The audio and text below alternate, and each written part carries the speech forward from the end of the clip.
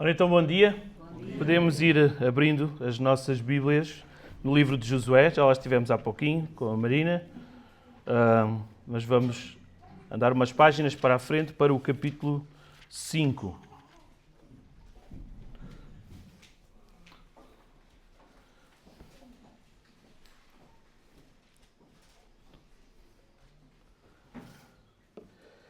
Ao olharmos para o texto que vamos ler e meditar esta manhã, nós não queremos apenas recordar a queda de uma cidade antiga, uma cidade que seria uma fortaleza intransponível, como vamos ver, mas queremos recordar a presença de um rei, a sua autoridade e a forma como Deus conquista, salva e santifica o seu povo neste momento da história do povo de Israel.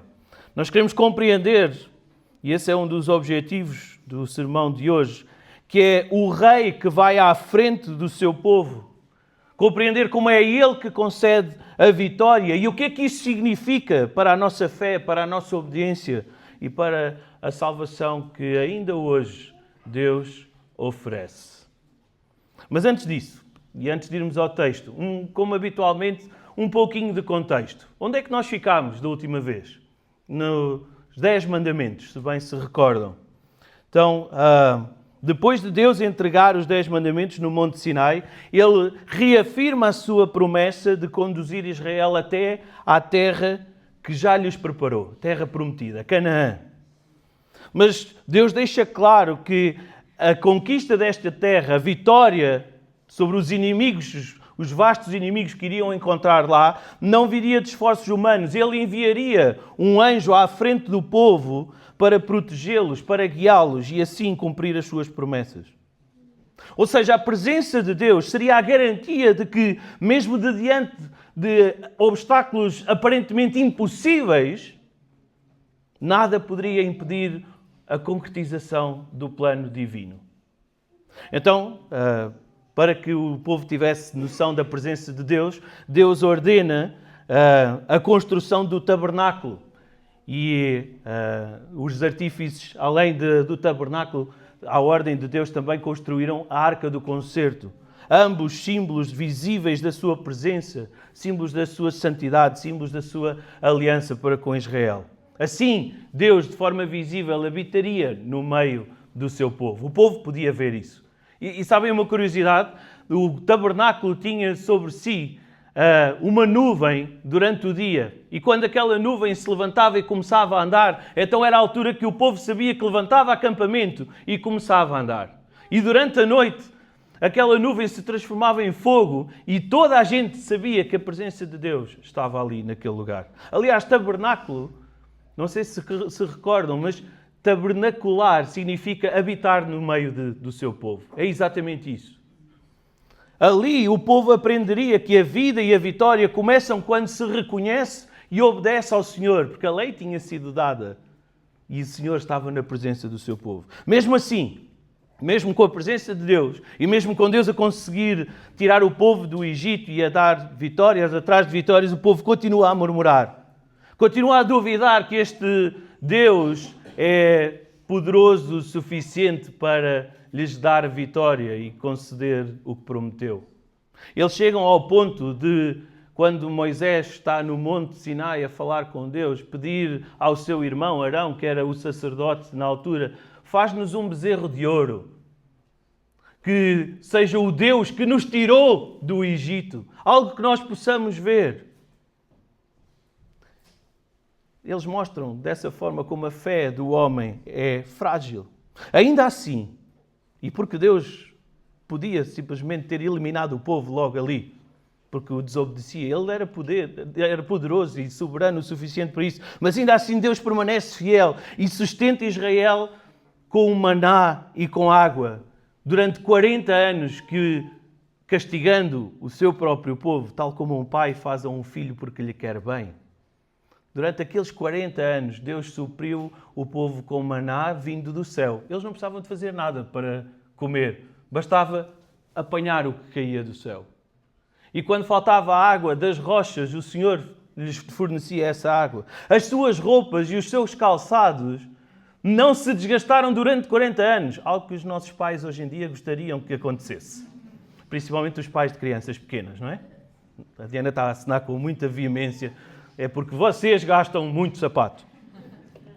Mas durante 40 anos Deus guia o povo pelo deserto e nada destas coisas lhes faltou. O Senhor permanece fiel às promessas que faz ao seu povo. Só que estão a chegar à terra prometida. É os momentos antes do texto que a Marina leu há pouco. É o final do livro de Deuteronômio. E ao chegar à terra prometida, Moisés sobe ao Monte Horebe e ele olha a terra, mas ele não entra na terra. O Senhor, por causa do seu pecado, da sua desobediência, não o permitiu entrar na terra que ele desde o início estava a prometer. E depois de contemplar a terra, Moisés morre. E Deus, um pouquinho antes, já tinha escolhido Josué como seu sucessor. E então estão à porta da terra prometida. É o passo que tem que dar em seguida. Quando o povo entra na terra prometida, o primeiro passo foi... O primeiro obstáculo que eles encontraram foi o Rio Jordão. Então e agora? Milhares e milhares e milhares de pessoas. Como vamos atravessar este rio? Mas o Senhor volta a fazer um milagre, tal como no Mar Vermelho que Ele abriu as águas para que o povo passasse. Aqui o povo volta a passar em seco. E reparem o interessante, a arca do Senhor e à frente a presença de Deus continuamente com o seu povo. Assim que os sacerdotes chegam à beira do Rio Jordão, eles põem os pés e molham os pés. Mas logo as águas se abriram e o povo passou todo em seco. Depois de atravessar o Jordão, seguindo a Arca da Aliança, o Senhor ordena a Josué que o povo se prepare espiritualmente para efetivamente conquistar a terra. É hora de irmos à luta, meus amigos. Então o que é que Deus faz? Deus ordena a Josué duas coisas. Primeiro, uma nova circuncisão. Porque todos aqueles que estão às portas da terra prometida eram os descendentes dos que saíram do Egito. Porque dos que saíram do Egito, por causa do seu pecado, Deus disse, nenhum entraria na terra. Então todos estes precisavam de ser circuncidados. Era o símbolo da aliança de Deus. Era a marca do povo de Deus. E a segunda coisa que Deus ordena a Josué, nos textos imediatamente antes do que nós vamos ler, é a celebração da Páscoa. E como nós vimos, a celebração da Páscoa era um memorial para que o povo lembrasse quem era o rei que o tinha libertado da escravidão do Egito. À semelhança do que nós fazemos com a ceia do Senhor, em que recordamos o rei que nos libertou do pecado. Todas estas ações mostram que a conquista de Canaã não seria terra prometida, não seria apenas militar, mas seria uma conquista espiritual, dependente da presença de Deus e da obediência do povo. Neste momento, Israel encontra-se diante de Jericó, a primeira cidade, o primeiro povo. A cidade está fortificada, como vamos ver, as muralhas parecem intransponíveis, mas Deus já prometeu a vitória. O que aprendemos com este momento é fundamental. A fidelidade de Deus permanece, mesmo quando a nossa fé vacila. A vitória do seu povo vem pela sua presença, não das forças do seu povo. E a santidade e a obediência são essenciais para entrar na terra que Ele prometeu. Vamos ao texto. Josué, capítulo 5, e vamos ler a partir do versículo 13. E diz assim o texto sagrado. E sucedeu que, estando Josué ao pé de Jericó, levantou os seus olhos e olhou. E eis que se pôs em pé diante dele um homem que tinha na mão uma espada nua. E chegou-se Josué a ele e disse-lhe, és tu dos nossos ou dos nossos inimigos? E ele disse, não, mas venho agora como príncipe do exército do Senhor. Então Josué se prostrou sobre o seu rosto na terra e o adorou e disse-lhe, que diz o meu Senhor ao seu servo? Então disse o príncipe do exército do Senhor a Josué, descalça os sapatos dos teus pés, porque o lugar em que estás é santo. E fez Josué assim. Ora, Jericó cerrou-se e estava cerrada por causa dos filhos de Israel. Nenhum saía nem entrava. Então disse o Senhor a Josué, olha, tenho dado na tua mão a Jericó e ao seu rei e os seus valentes e valorosos. Vós, pois, todos os homens de guerra, rodeareis a cidade, cercando a cidade uma vez. Assim fareis por 6 dias. E 7 sacerdotes levarão 7 buzinas de carneiros diante da arca, e no 7º dia rodeareis a cidade 7 vezes, e os sacerdotes tocarão as buzinas. E será que, tocando longamente a buzina de carneiro, ouvindo vós o sino da buzina, todo o povo gritará com grande grita, e o muro da cidade cairá abaixo, e o povo subirá, cada qual em frente de si? Então chamou Josué, filho de Num, os sacerdotes, e disse-lhes: levai a arca do concerto. E 7 sacerdotes levem 7 buzinas de carneiros diante da arca do Senhor. E disse ao povo: passai e rodeai a cidade, e quem estiver armado passe diante da arca do Senhor. E assim foi. Como Josué dissera ao povo, os 7 sacerdotes, levando as 7 buzinas de carneiros diante do Senhor, passaram e tocaram as buzinas.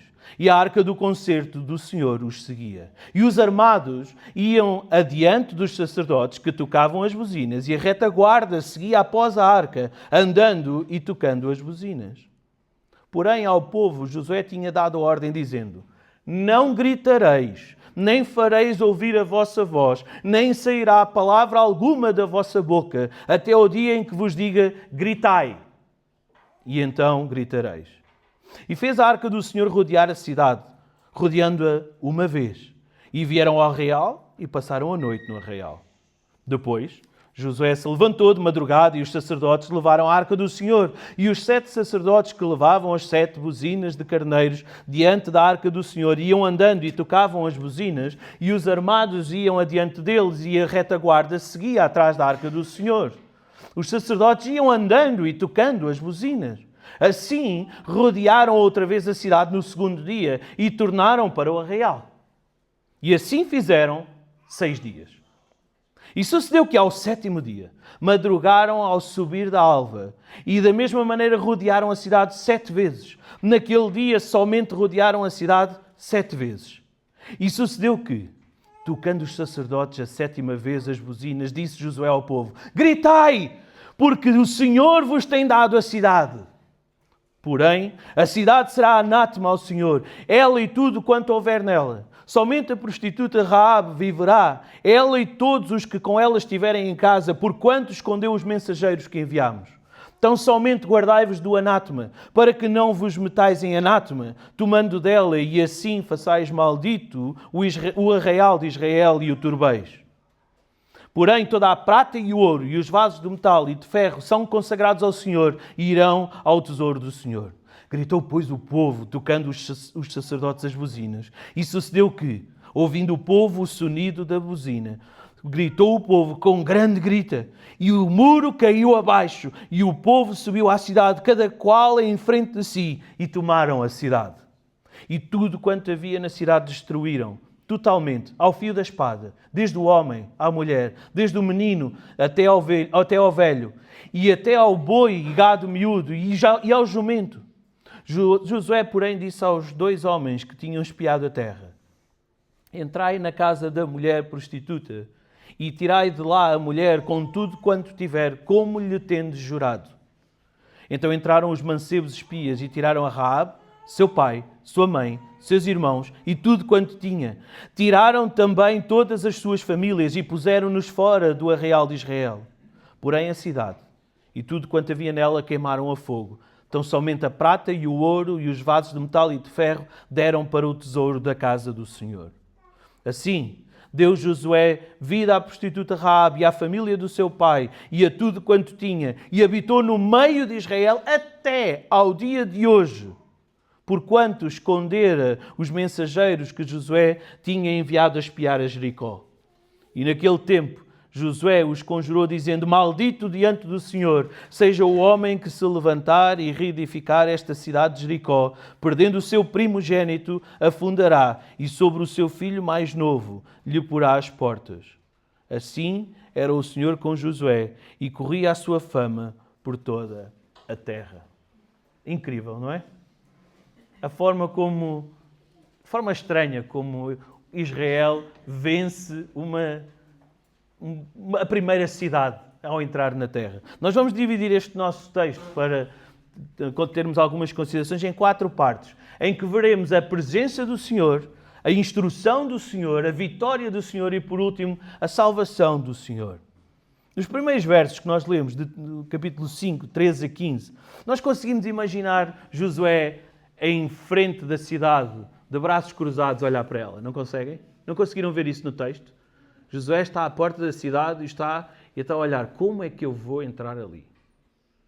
Sabem, se calhar tornar-se-á um pouquinho mais nítido na vossa mente se eu vos disser o tamanho, mais ou menos, das muralhas de Jericó.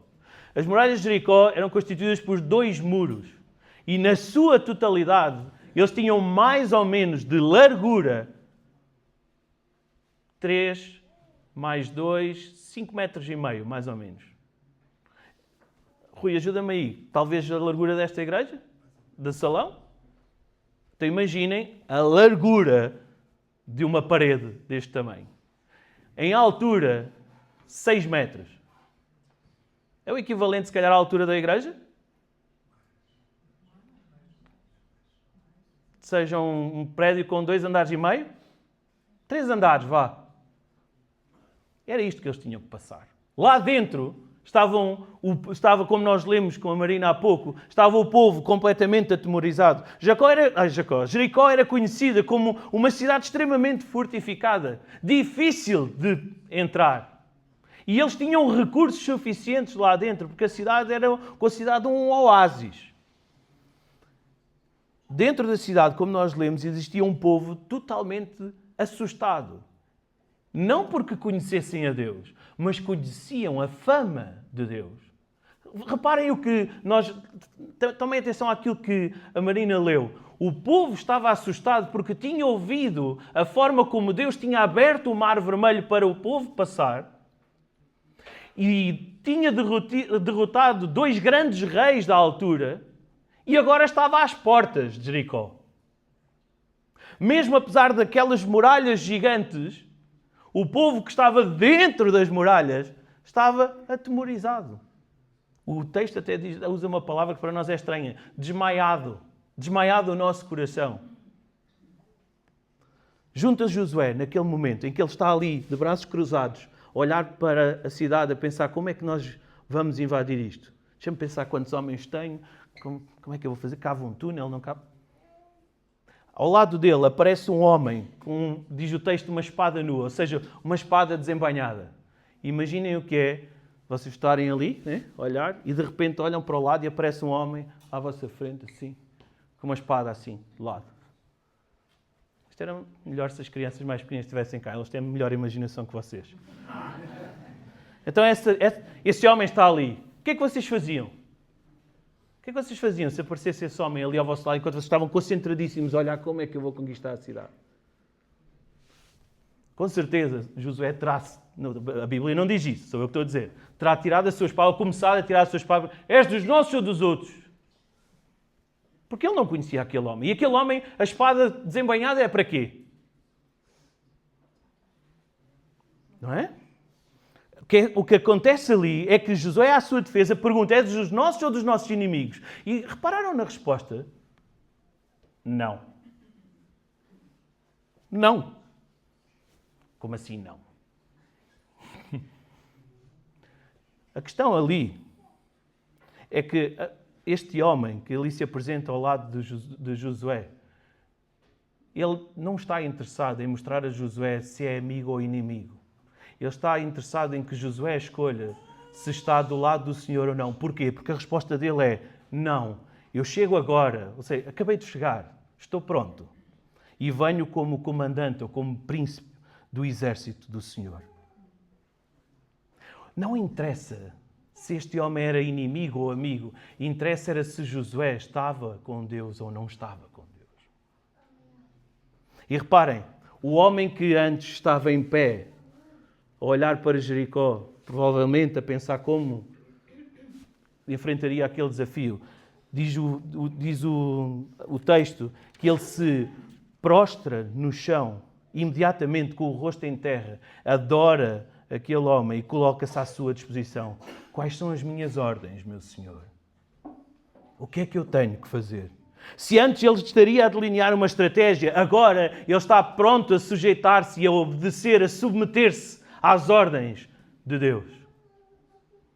Em resposta, Josué ouve as mesmas palavras que o seu antecessor Moisés ouviu lá no Monte Sinai na primeira vez que ele se encontrou com Deus. Descalça os teus sapatos, porque o lugar em que tu estás é terra santa. E o que é que Josué fez? Obedeceu. Reparem, o texto não nos dá grandes pormenores. Como assim terra santa? Mas só este quadradinho? Ou... Nós fazemos isso, nós gostamos de questionar Deus. Mas não, o texto diz-nos, e Josué fez assim. Josué obedeceu. Crê-se que, à semelhança do que já tinha acontecido no passado com outros, estamos perante aquilo que podemos chamar uma cristofania. Isto é, uma aparição do Filho pré-encarnado de Deus, Jesus, a quem Josué, neste momento, reconhece toda a autoridade. A terra torna-se santa por causa da presença de Deus naquele lugar. É mais uma vez Deus a cumprir o seu propósito e promessas para com o povo, apresentando-se naquele lugar com o seu exército, pronto para conquistar, pronto para vencer. Josué, neste momento, aprende uma lição, uma verdade essencial. A questão não é se Deus está do nosso lado, é se nós estamos do lado de Deus. Porque o rei não vem para apoiar os planos de Josué, ele vem para impor os seus planos, de forma a cumprir as suas promessas. E por isso cada um de nós aqui esta manhã deve-se questionar, estou eu do lado do rei ou contra o rei? Porque tu não tens outro sítio onde estar. Tu ou estás com Jesus ou estás contra Jesus. Por isso, antes de pedir qualquer vitória ao Senhor, pergunta a ti mesmo se tu estás disposto a obedecer. Porque a vitória que o rei garante com a sua presença é uma vitória que requer fé, é uma vitória que requer reverência, é uma vitória que requer submissão, é uma vitória que requer adoração de coração. Como igreja, nós também precisamos de compreender que o reino que somos chamados a anunciar como servos de Deus não avança por estratégias humanas nossas, mas avança com a presença de Deus no meio do seu povo. Essa foi a promessa de Jesus. Eu estarei convosco até à consumação dos séculos. Como igreja de Deus, como seus filhos, nós somos chamados a ouvir a instrução do Senhor, ouvir a palavra de Deus, obedecer à sua palavra e confiar que a vitória já está garantida. Confiar. Foi isto que Deus prometeu ao seu povo e Ele sempre cumpriu. Por que não o faria contigo se tu és povo de Deus? Entramos então na segunda parte do nosso texto, onde Josué recebe as instruções e a estratégia muito minuciosa para conquistar Jericó. Mas uma estratégia estranha, diga-se. Não acharam? Uma parede, ou melhor, uma cidade fortificada com uma parede do tamanho desta casa e aquilo que... Vamos ler, é melhor. Mas deixem-me dizer-vos uma coisa, chamar-vos a atenção para uma outra coisa. Vejam o versículo 2 do capítulo 6. Coloquem os vossos olhos no versículo 2. O que é que diz? Antes de receber a instrução, Josué pede ao príncipe, ao comandante do exército do Senhor, quais são as minhas ordens? E reparem como começam as ordens. Olha, ou seja, toma atenção ao que eu te vou dizer agora. Tenho dado na tua mão a Jericó, o seu rei, os seus valentes e valorosos. O Senhor começa por confirmar a Josué. A vitória está garantida. Só para ponto assente aqui, ok? A vitória está... Aquilo que eu prometi, a vitória está garantida. Seguimos. O Senhor já tinha declarado que se o povo fosse obediente quando fossem para a guerra, para conquistar a terra, assim que o som da trombeta soasse, o Senhor lembrar-se-ia do seu povo, tal como fez no dilúvio, e derrotaria todos os seus opressores.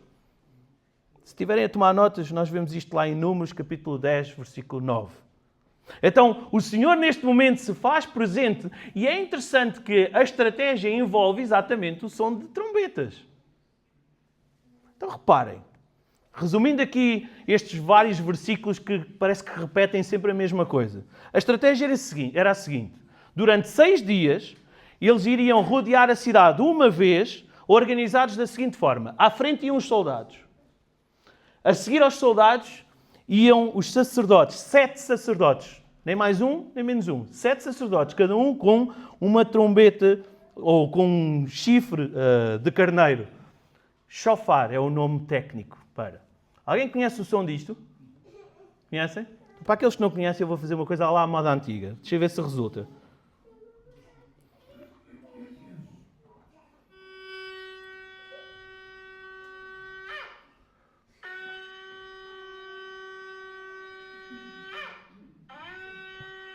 Deixa eu ver se está.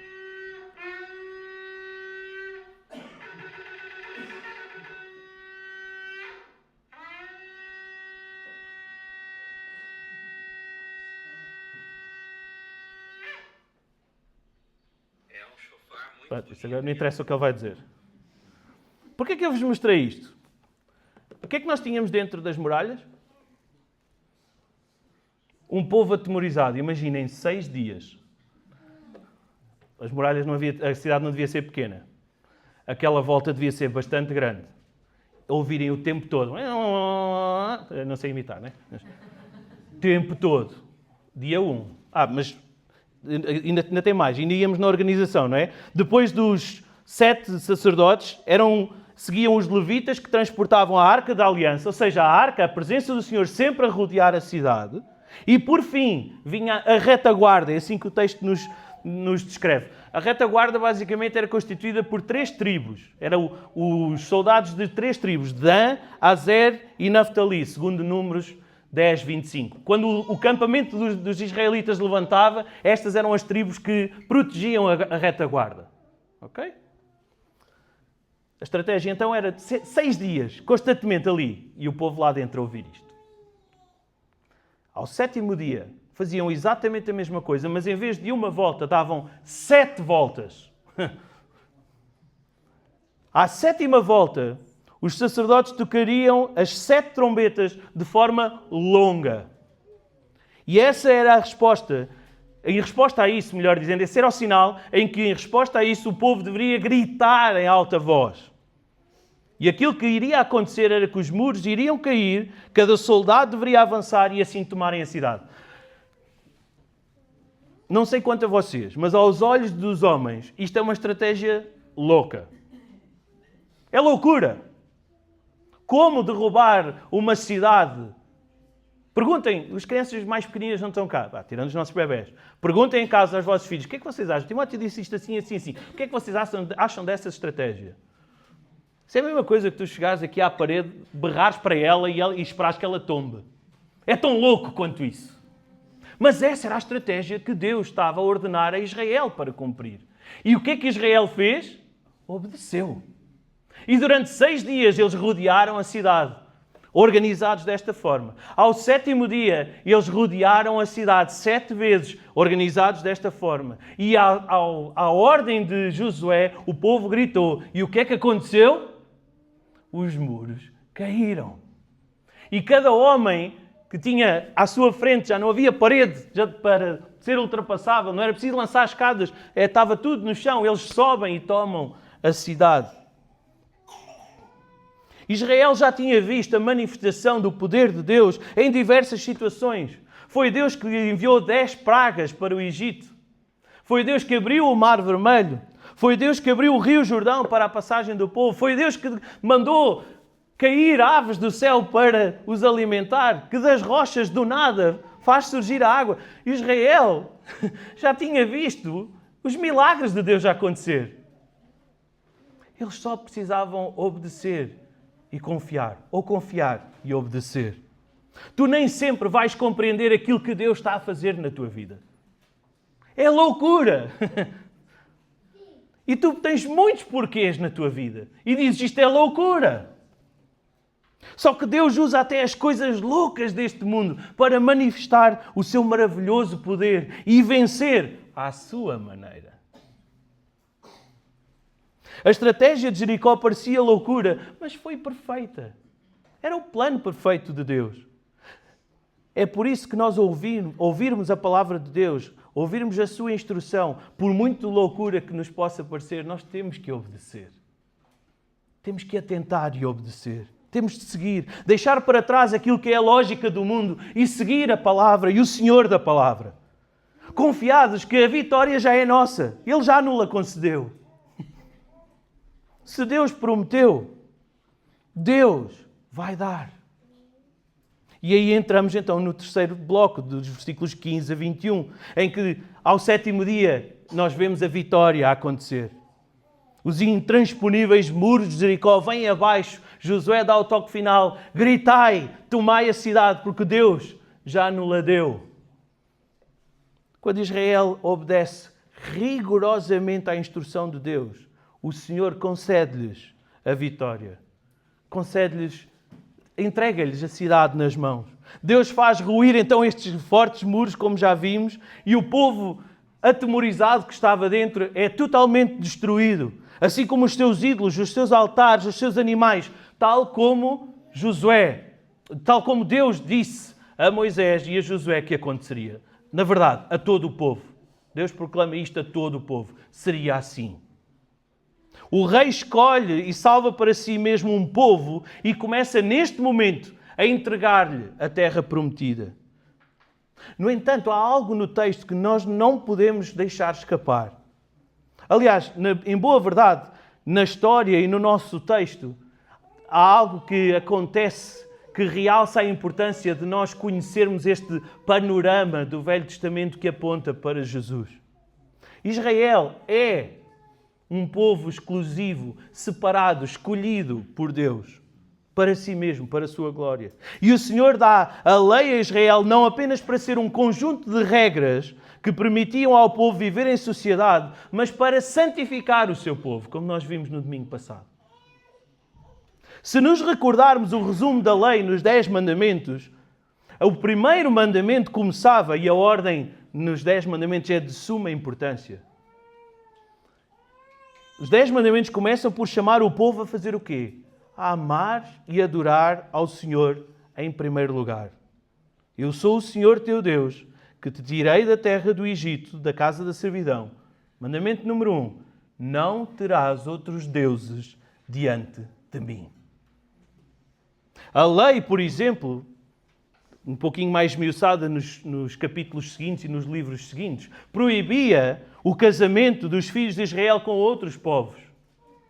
Então agora, ao entrar em Canaã, estas informações, esta base da lei é extremamente importante para a forma como a terra prometida é conquistada. Israel vai começar a ter contacto com outros povos, com outras nações, com outros costumes, com outros deuses, com outros ídolos. Mas qual era o mandamento? Não terás outros deuses além de mim.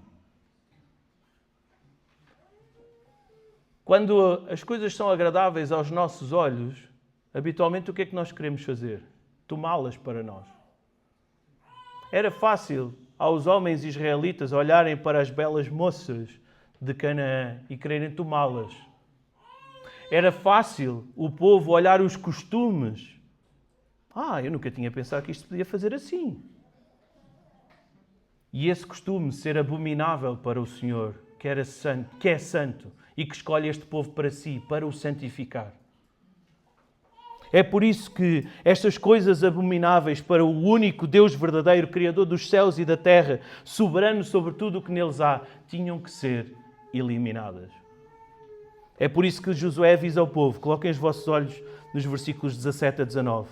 A cidade será condenada e tudo o que nela houver. Essa palavrinha anátema, condenação.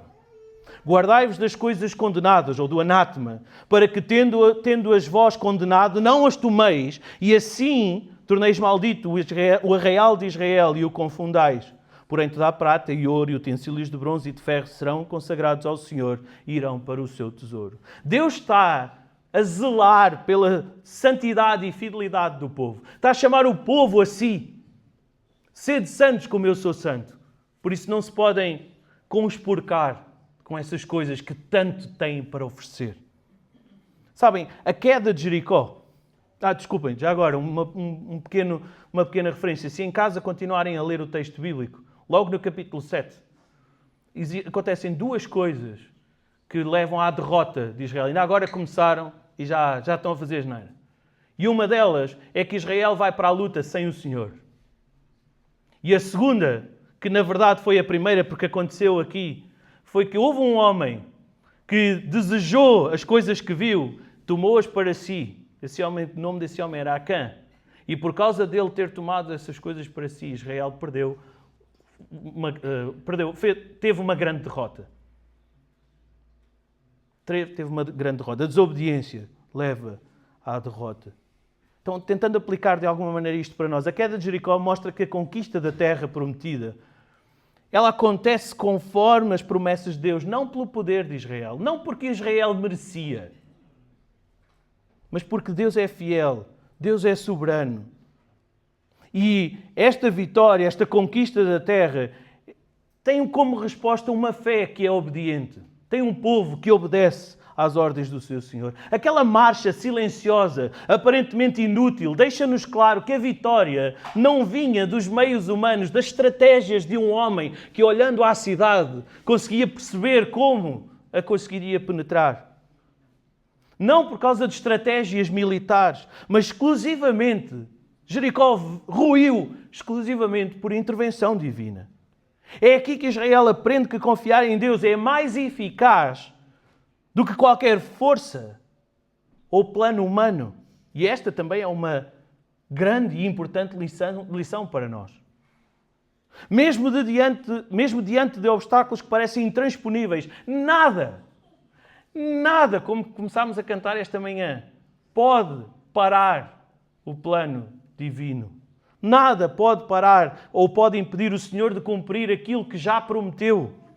Desde o início do livro de Josué, Deus garante a sua fidelidade e a queda da cidade prova que Ele é digno de confiança. E como foi com Israel, Ele também o é para com os seus filhos, para todos aqueles que queiram vir a Ele.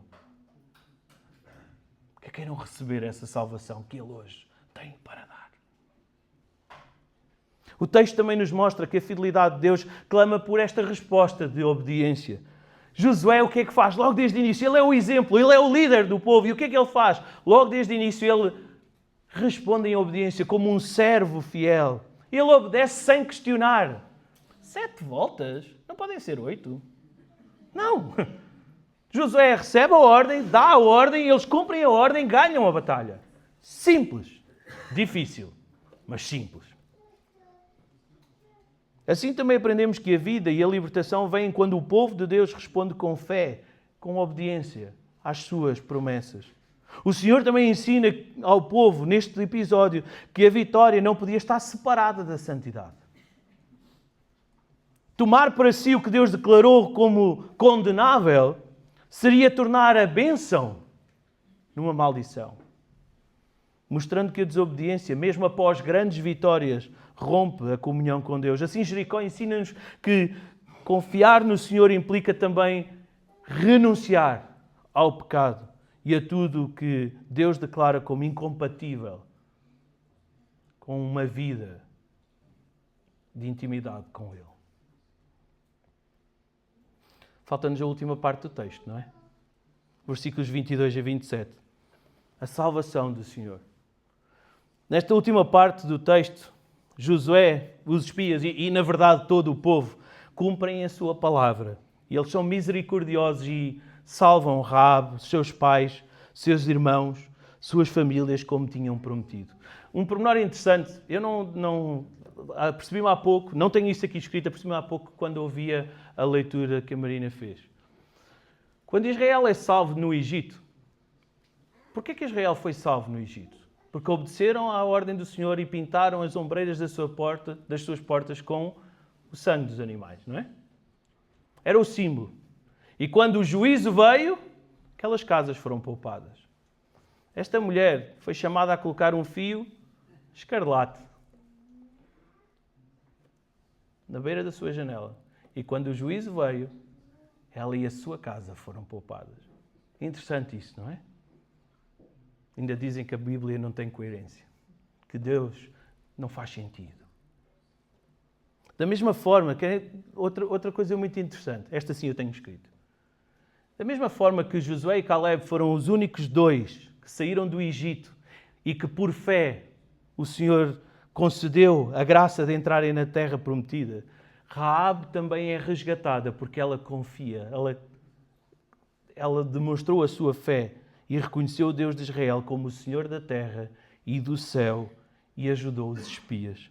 Raabe não vê apenas a sua vida e a vida da sua família poupada, como diz o texto no versículo 25, mas Raabe habitou no meio, diz-nos o texto, no meio de Israel até ao dia de hoje, à data que estes livros foram escritos e foram lidos. Mas em boa verdade, se nós pensarmos, até ao dia de hoje, Raabe habita no meio de Israel. Sabem porquê? Raabe, uma prostituta, alguém improvável, fora do povo de Israel, não só é salva, como ela vai desempenhar um papel fundamental na história de Israel. Ela virá a ser, anos mais tarde, a trisavó do rei Davi. Estando por isso na genealogia do próprio Jesus, o nosso Salvador. No meio do juízo surge a graça. Raabe, uma improvável estrangeira, pecadora, agora é salva pela sua fé em Deus como o Senhor da terra e do céu. O que nos revela que a graça e o amor de Deus não têm limites. Não foi porque Raabe merecesse, mas foi porque a graça de Deus a alcançou. Não importa o teu passado, não importa o teu presente, quem tu és ou quem tu gostarias de ser. Se tu creres no Rei, há salvação para ti. Tu também poderás ser um escolhido ou uma escolhida de Deus. Poderás ser povo que adora o único Deus verdadeiro. E nós, como Igreja de Cristo, semana após semana, não nos podemos calar e temos que continuar a anunciar o Rei que salva pecadores, transforma as suas vidas para a sua glória e para a sua bênção. Concluindo, a história de Jericó não termina e não é apenas acerca da queda de muros antigos, de uma cidade muito fortalecida, intransponível. A história de Jericó prepara-nos para compreender uma batalha muito maior, prepara-nos para compreender a maior vitória que Deus oferece ao ser humano. A Bíblia revela que há muros no coração do homem, o seu pecado, que só Deus pode derrubar. É uma vitória que o ser humano não consegue por si mesmo, por sua capacidade, por seu mérito, não consegue alcançar. O pecado é a única coisa que separa o Criador da criatura. É o que te separa de Deus e te coloca debaixo do justo castigo da sua ira, por causa da sua santidade. A Bíblia é clara, todos, sem exceção, pecamos. Todos ofendemos a Deus e somos merecedores de morte. Mas o mesmo Deus que é santo e justo também é um Deus de amor. E Ele prova esse amor quando Ele envia o seu melhor e mais perfeito comandante, príncipe para a batalha, de espada desembainhada. Tal como Josué encontrou o príncipe do exército do Senhor, de espada desembainhada, Deus envia Jesus Cristo. Ele que veio pronto para vencer a batalha que nós nunca conseguiríamos vencer. Jesus, o Filho de Deus, que vem a este mundo como homem, nasceu, viveu sem pecado, morreu na cruz, ressuscitou, foi exaltado à glória para conquistar para si mesmo pecadores como eu e tu, para nos conquistar uma vitória que era impossível para nós. Repara, os muros de Jericó não caíram por causa do grito do povo, mas porque Deus já tinha dado a cidade. Da mesma forma, a salvação das nossas almas não é alcançada por alguma coisa que nós fazemos, mas por aquilo que Jesus já fez por nós. A salvação não é uma conquista divina, não é uma conquista humana, é uma dádiva divina. É a graça de Deus. Se tu queres ser salvo e encontrar o verdadeiro descanso, crê que Jesus é o teu único e perfeito Salvador. Recebe o perdão do teu pecado. Essa é a graça e a misericórdia que Deus te oferece hoje, agora mesmo. Essa é a vitória que Deus te quer entregar. E estando nós tão próximos do Natal, nós devemos pegar na história dos muros de Jericó, da cidade derrotada, e pregar, anunciar esta boa notícia, que o rei vitorioso que esteve diante de Josué com a espada na mão, ele nasceu em humildade em Belém como o Salvador, o Messias prometido, o Cristo, o Senhor. O rei que veio para conquistar corações antes de estabelecer o seu trono. O rei que veio para derrubar muros antes de edificar a cidade santa, a Jerusalém espiritual, a Jerusalém celestial que nós tanto desejamos. O rei que veio para salvar pecadores antes de trazer juízo ao mundo. Porque quando o Senhor Jesus chega, os muros caem, o pecado é vencido e a verdadeira vida começa. É essa vida que Deus está a oferecer hoje. É essa vida que nós, como igreja, precisamos proclamar. É essa vida que num Natal completamente sem Cristo, como temos vindo a ouvir tantas vezes, nas nossas escolas, nas casas, as pessoas não falam de Jesus, não querem saber de Deus. Mas Jesus ainda está disponível para ser o Salvador de todos aqueles que venham humildemente prostrar-se e adorá-lo como o único e verdadeiro Salvador, como o príncipe do exército de Deus que já venceu a batalha. A pergunta inevitável que se impõe é esta: será que tu estás a resistir atrás dos muros ou estás a render-te ao Rei Conquistador Jesus? Que o Senhor nos abençoe.